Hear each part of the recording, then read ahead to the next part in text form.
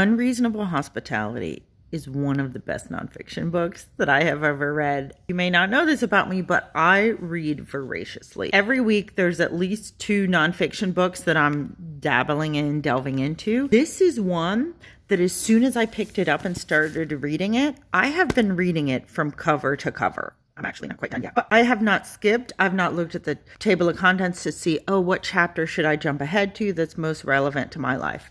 I have been following all of the stories in this book. This is a man who manages and runs restaurants, and he takes us through his life of starting out and different choices he made and how he and the restaurant staff and the various places where he works consistently up-level the hospitality that they deliver.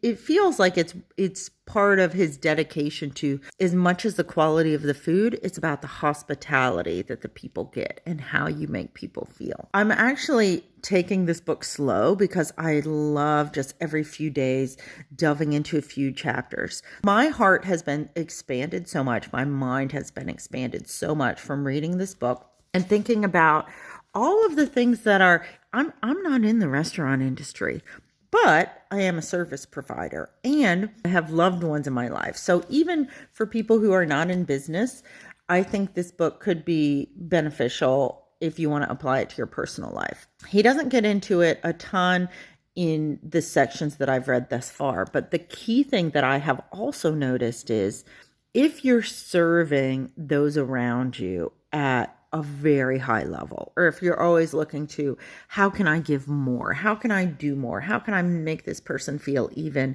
more cared for, seen, heard, etc.?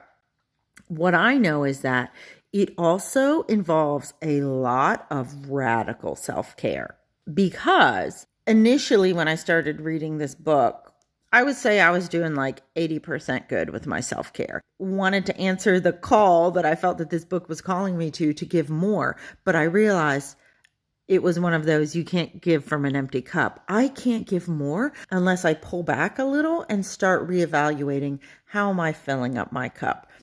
For me, it's a little bit earlier bedtime and a few other things. The key thing I want to leave you with, if you want to radically give to others, you have to first radically give to yourself.